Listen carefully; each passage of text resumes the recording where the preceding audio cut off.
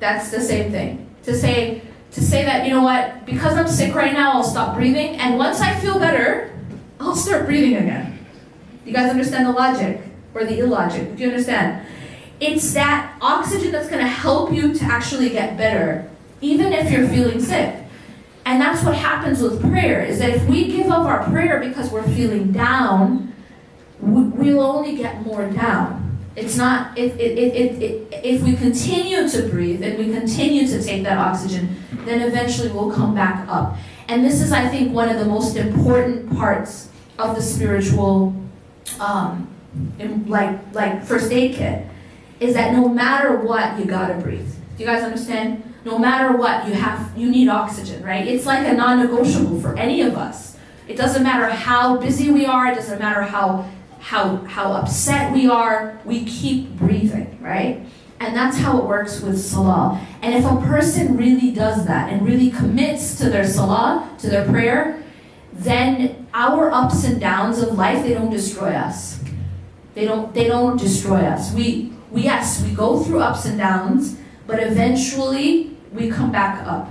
I'll tell you the way that a person comes down and then just keeps going down is when they give up their spiritual oxygen. That's why people hit what we would call rock bottom, is that it has to do with letting go of that part of what's keeping your heart alive and keeping it healthy. So Salah is the first thing. The second thing I recommend in this toolkit, right, in this emotional or spiritual toolkit, is the adhkar. And when I say adhkar, there are prayers that the Prophet ﷺ used to say throughout his day.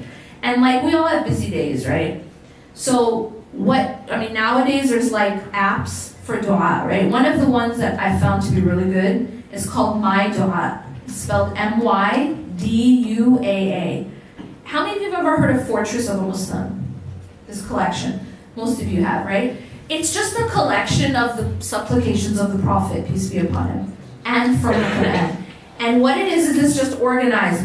For every single walk of life, there's a prayer. Why is this important? Now this may seem like, well, what's the big deal?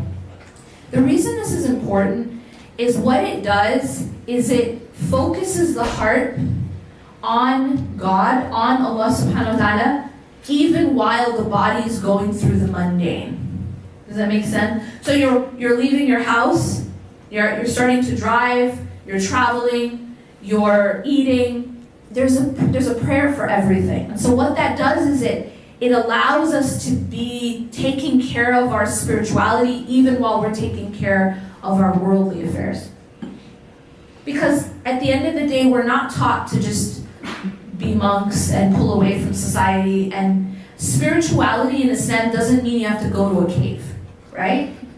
Spirituality, we're taught by the Prophet ﷺ that spirituality is something that you can do within your life, while you're in school, while you're married, while you're a doctor, while you're a parent. You understand?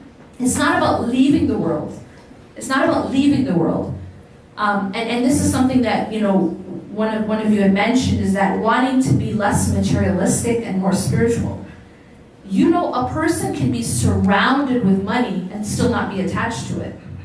So a person can continue to live and be, the Prophet ﷺ used to play every role, right? He was married, he had children, he was a leader, he had friends, he had companions. He was involved in worldly life, but internally he was connected to God.